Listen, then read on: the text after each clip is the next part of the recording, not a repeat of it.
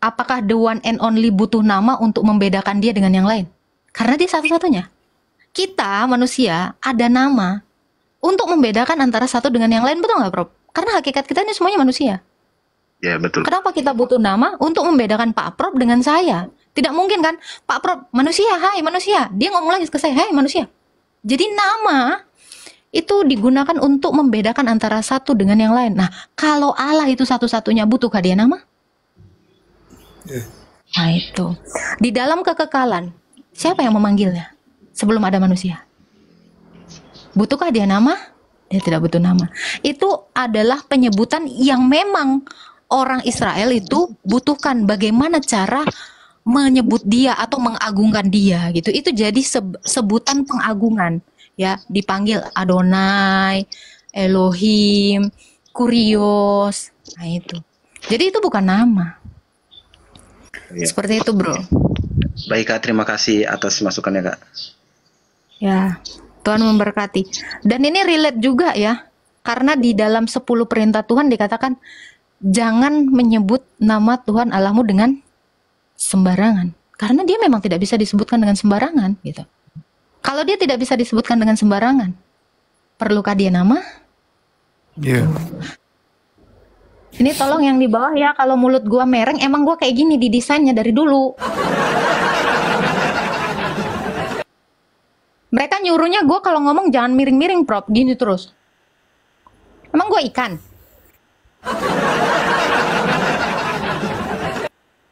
Please deh, jangan body shaming, ya. Halo, bukan. Halo, bukan, Kak, bukan. Shalom. Getsa, bentar. Getsa dulu, namamu bukan. Getsa. Halo Getsa. Si Getsa dulu ya, Kak ya. Sabar ya. Halo Kak. Getsa. Nih, si Getsa dari Shalom. Shalom. Ada yang mau disampaikan Getsa atau ada yang mau ditanyakan? Iya, Mbak Kata, cuma mau nanya sama Prof Neta ini. Silakan. Ini Prof, ini udah muter-muter di Manado.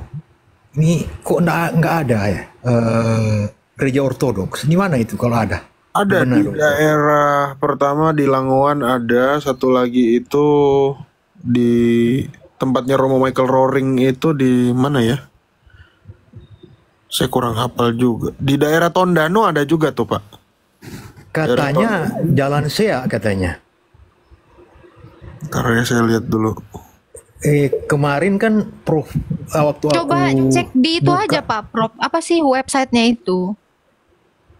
Oh iya bentar. Iya di situ aja lihat paroki nanti alamatnya di situ. Kemarin kan Pak Prof bilang ada di Jalan Sea. Saya ke sana nggak ketemu gerejanya. Jadi Coba ini ada coba di Google Map itu. Cari aja. Nggak ada apa Mbak Kata?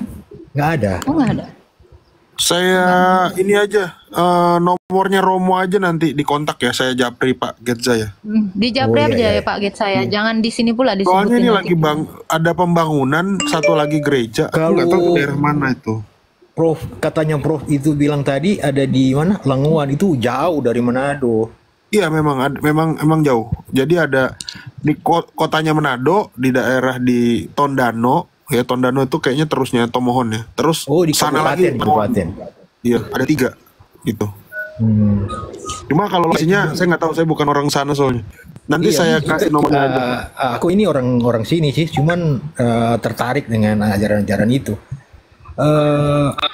Yang aku mau cari ini tempat peribadatannya di Manado, nggak ketemu. Nanti di Japri ya Bang ya. Nanti di Japri nomornya, nanti Abang hubungi langsung aja. Saya japri. Atau juga teman-teman yang ada di daerah lain yang bukan di Manado. Cara kalian ngelihat alamat kami itu bisa buka gerejaortodoks.id atau nonton videonya Romo Episkopal. Di bagian akhir tuh ada ininya, ada alamat-alamat gerejanya tuh di situ. Oh iya, Prof. Romonya namanya siapa? Michael Roring sama Romo Michael Momongan. Michael Roring dan Michael Momongan. Ada lagi satu Andreas Dapla. Oh iya, kalau marga Momongan sama Roring memang orang Minahasa memang. Nanti di Japri ya Pak ya? Iya, oke.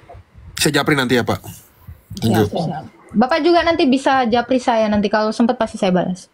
Kasih nomor.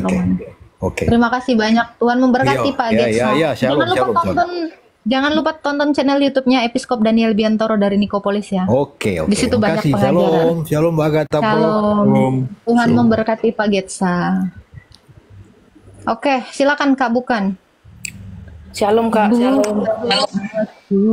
Kenal sama Butan nggak, Kak? Ini saudaranya Butan, bukan.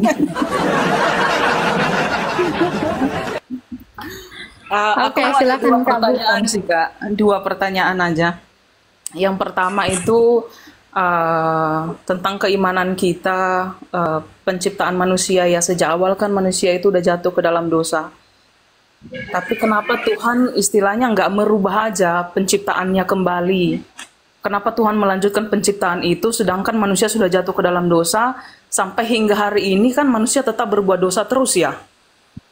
Coba Kakak baca di mana ya Pak Prop ya? Allah bukanlah manusia sehingga dia menyesal.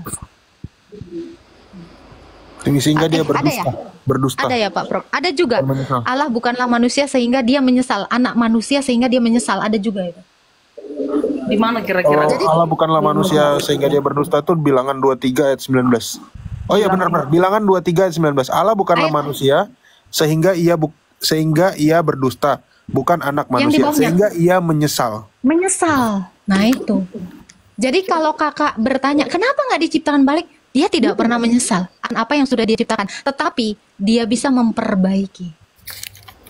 Sesimpel itu sebenarnya. Jadi jangan dikira Tuhan itu kayak pabrik, oh salah cetak lagi. Karena sekali Allah berfirman ya, bertambah banyaklah dan beranak cuculah, kuasailah bumi. Apa Allah mau menarik kembali omongannya? Karena dia bukanlah anak manusia sehingga dia menyesal, bahkan menarik omongannya. Orang yang menyesal itu kan seperti itu, menarik kembali omongannya. Iya betul Kak. Gitu. Allah itu bisa memperbaiki.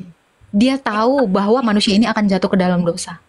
Makanya dengan cara dia mengutus anaknya yang tunggal, dia mengaruniakan hidup kekal yang sejak semula memang akan diberikan kepada manusia ketika manusia itu tahan ujian. Ujian pertamanya itu, jangan kau makan pohon yang ada di tengah-tengah ini buahnya. Tetapi hari di mana engkau memakannya, engkau akan Islam. Jadi gini Kak. Islam. Oke Kak. Terus untuk pertanyaan kedua ini Kak. Pak Getsa udah saya japri ya Pak Getsa. Selama Kakak udah di TikTok ini kan Kakak udah banyak bertemu dengan muslim-muslim berbagai macam karakter ya.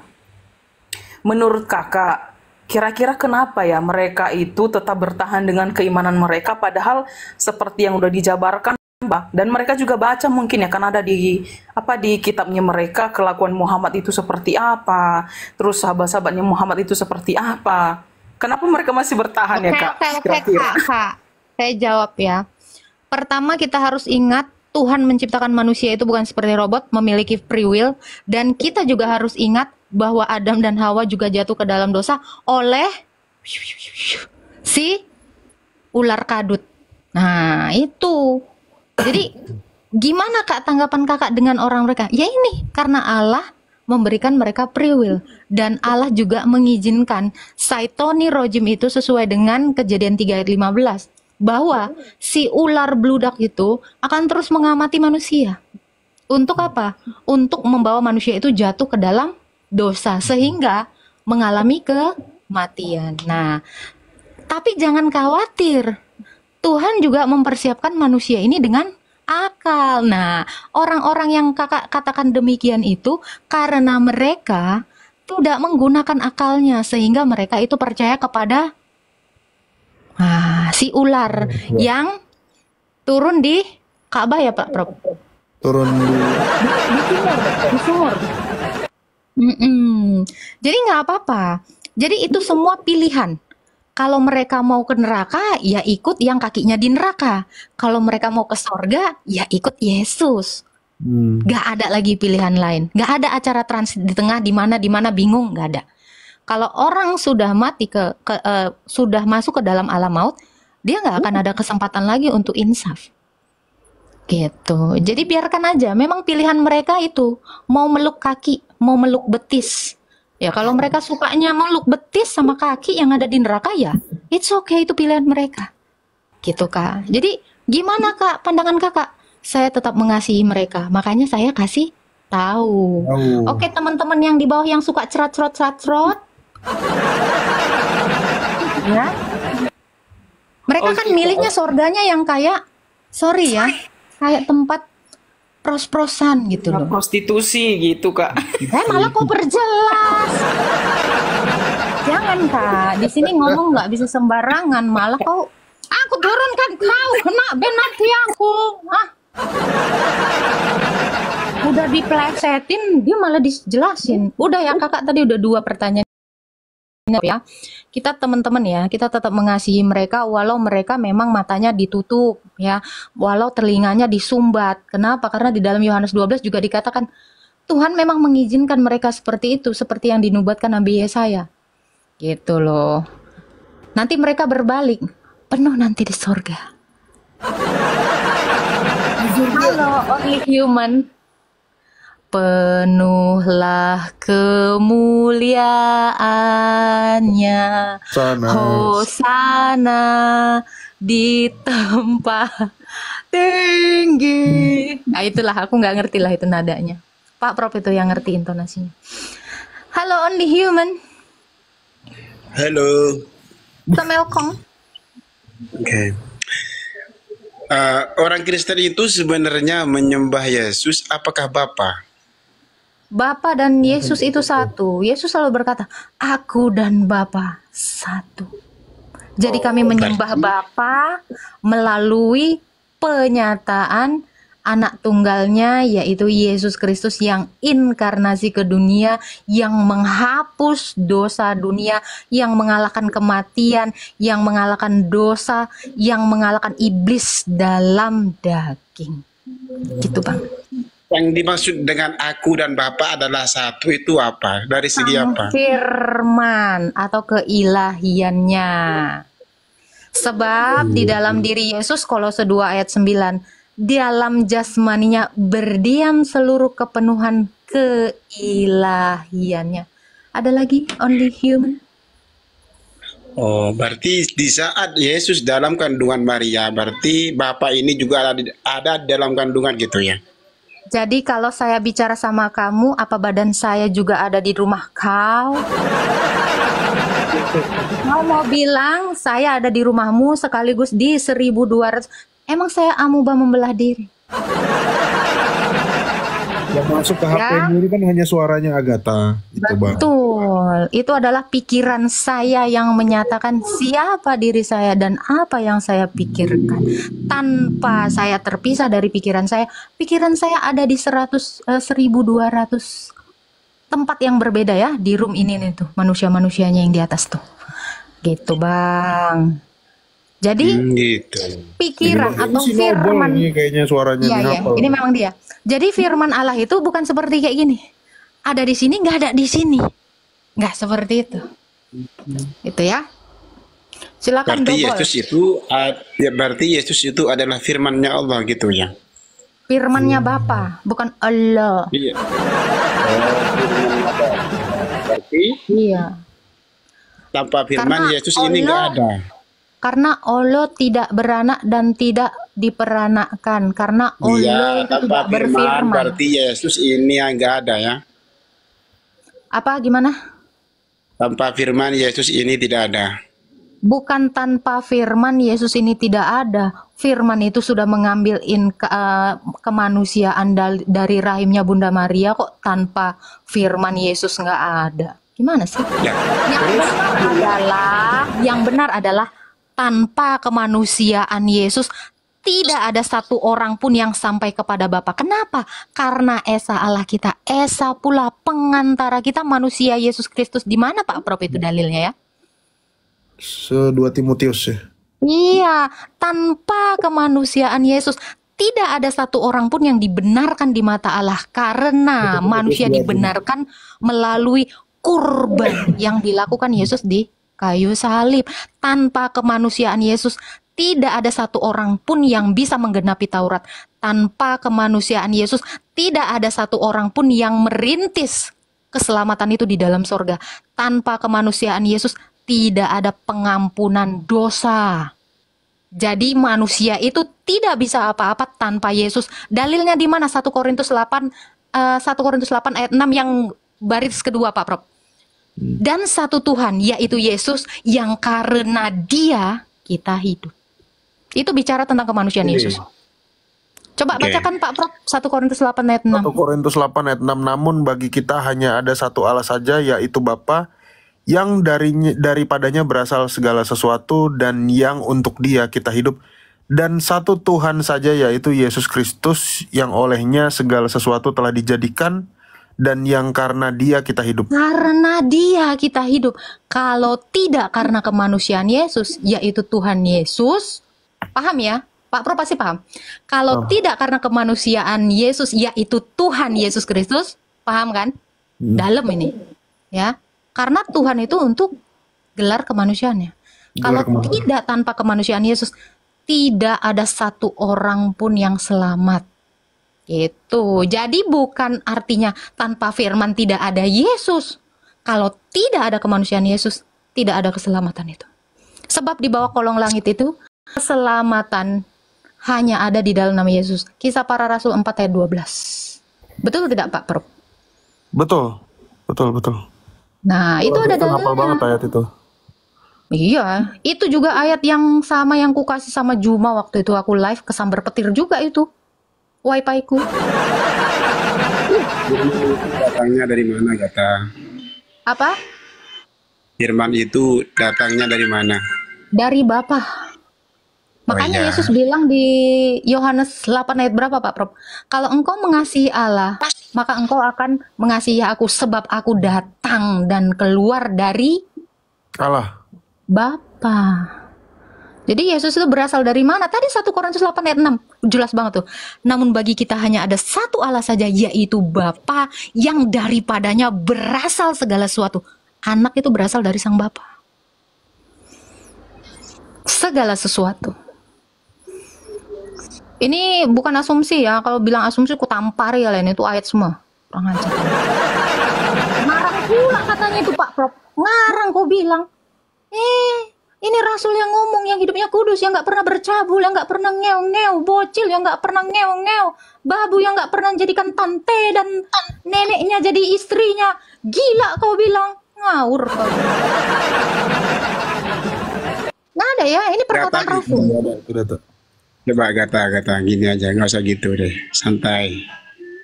Langsung kena mental dia kalau udah di mirroring. Entaknya gitu ya Pak Prof ya. Kalian lebih percaya mana? Saya lebih percaya manusia Yesus yang nggak ngeo, yang nggak membun. Nah itu langsung kena mental ke. Geta jangan gitu geta. Kenapa? Itu fakta.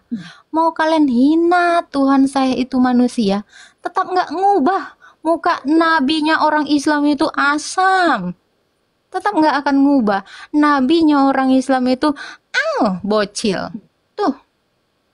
Ambulan. Sorry, itu terlalu kejam. Gimana Pak Prof? Ditempelkan platnya ke jidatnya tadi, si Noble. Slow motion. Halo Kak Agatha. Halo Kak Rizky, shalom. Kak Rizka.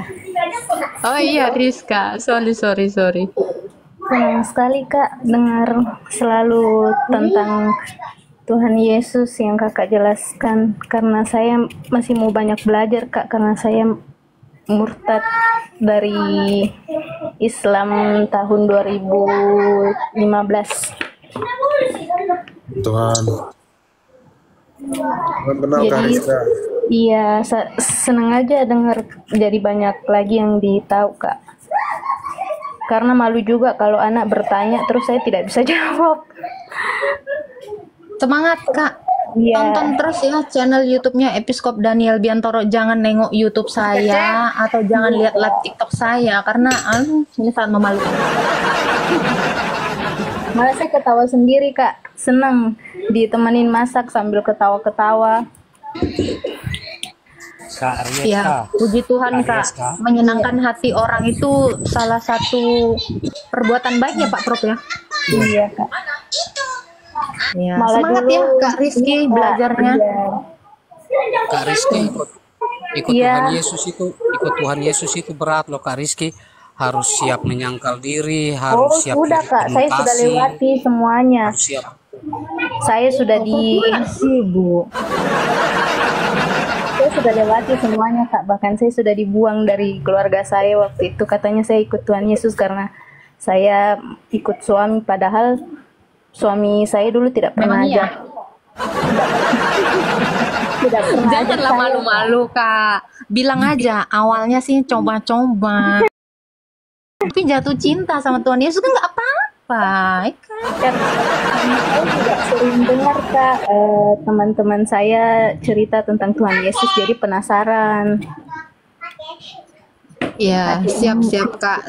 Semangat Iya. belajarnya ya Kak. Ya kita sama-sama belajar ya. Saya juga belajar dari Pak Prop yang botak ini karena dia adalah guru saya juga. Banyak lah dan terutama belajar dari episkop kita ya. Daniel Biantoro dari Nikopolis, bapak saya yang satu-satunya bilang saya cantik. Agatha memang cantik.